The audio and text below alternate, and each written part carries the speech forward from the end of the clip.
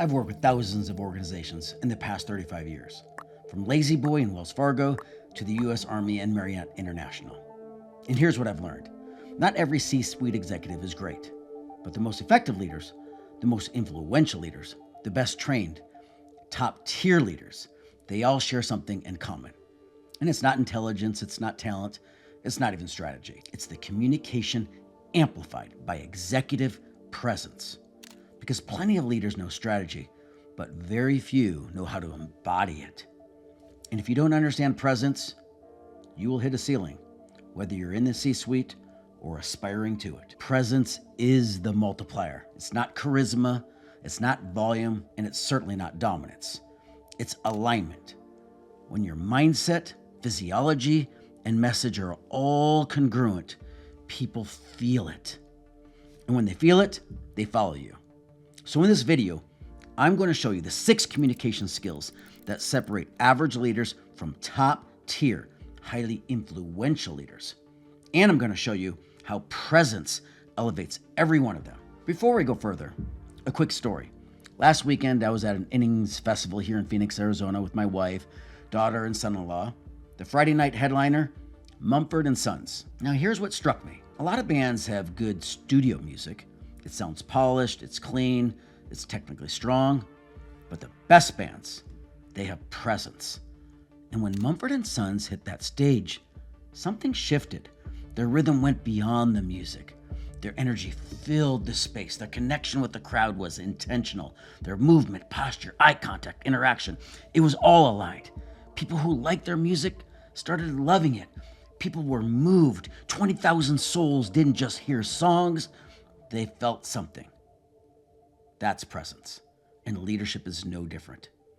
You can have a good studio leadership. You can have clean slides, smart strategy, strong numbers. But without presence, it doesn't move people. Top-tier leaders don't just deliver information, they create impact. Communication is not 100% words. Let me be direct. Most leaders think communication is strictly about what you say. That's maybe 20%. The other 80%? It's our internal state. Your regulation, your physiology, your pacing, your eye contact, your stillness. Before you speak, the room has already felt you. The most influential leaders understand this. They don't just prepare their talking points, they prepare themselves. Let's cover the 6 communication skills that create presence. Number 1, strategic silence. Average leaders fill space. Top-tier leaders control that space. Silence is not weakness. Stillness communicates authority. When you pause before answering, when you don't rush to defend, when you allow tension to exist for a moment, you project control. And here's a deeper truth.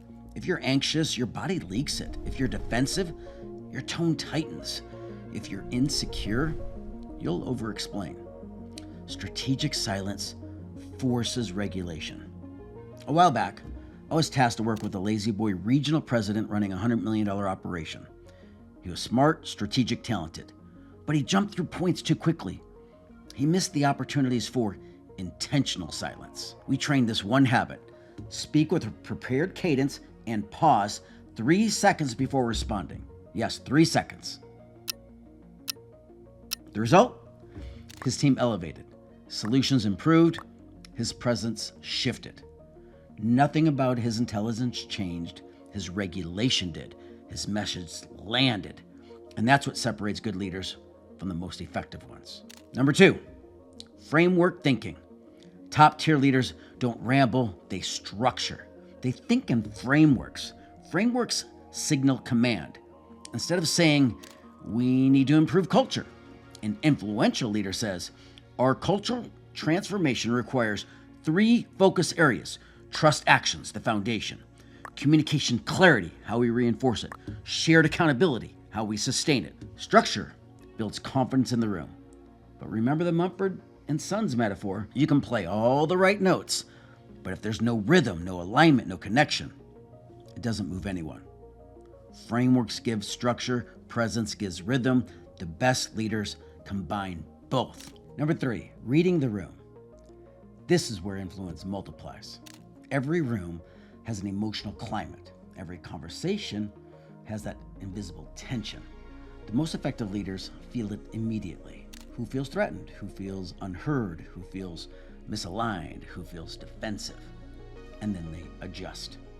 That's why I developed my proprietary neuroscience-based model, C.R.A.V.E.S, so leaders can understand what emotionally triggers the room. Through the lens of C.R.A.V.E.S, that is, confidence, relationships, autonomy, values, ego, and safety, if one of those needs feels threatened, performance drops. The most influential leaders communicate the need underneath behavior.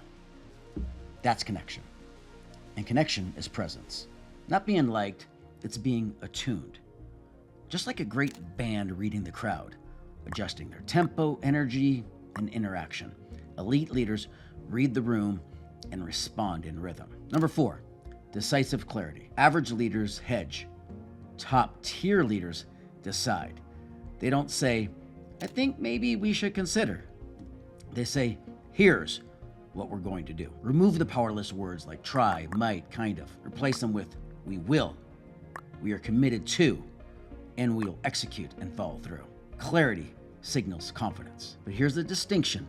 Confidence without connection feels rigid. Connection without confidence feels weak. The most effective leaders balance both. Their posture matches their message. Their tone matches their conviction. Their energy matches their direction. That's congruence. And congruence builds trust. Number 5, feedback as strategy. Most leaders treat feedback like correction. The most influential leaders treat it as culture design. Every time you give feedback, you're reinforcing standards. You're either strengthening alignment or tolerating drift. A fundamental quote of mine: leaders perpetuate the behaviors they demonstrate and the behaviors they tolerate. But here's the presence layer. If you deliver feedback from a reactive state, people resist. If you deliver it from a regulated, steady state, people lean in. Just like stage presence. If a performer is frantic, the crowd feels it. If they're grounded and powerful, the crowd locks in. Feedback precision plus internal regulation creates cultural impact. That's top-tier leadership. Number 6, managing your internal state. This is the foundation. You cannot fake presence. Some say fake it until you make it. A leadership colleague of mine powerfully says, practice it until you become it. If your breathing is shallow, your thinking narrows. If your posture collapses, your authority drops. If your nervous system is reactive, communication fragments. As Amy Cuddy taught us in her TED Talk, your mind drives your body impacts your mind. Before high-stakes conversations, stand tall, slow your breathing, expand your posture, and lower your pace. When your body feels steady, your mind sharpens. This is why I built my shifted choice process and why it matters. You must learn to reset your mindset fast. Presence is not performance, it's regulation. An unregulated leader creates unregulated culture.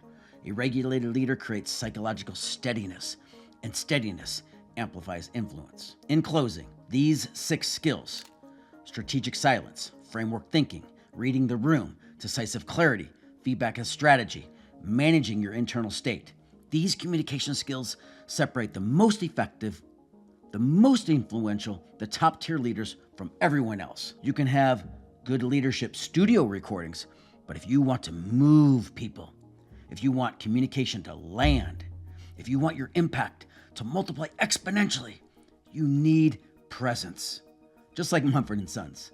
They didn't just play music, they created an experience. The best leaders don't just communicate, they create impact.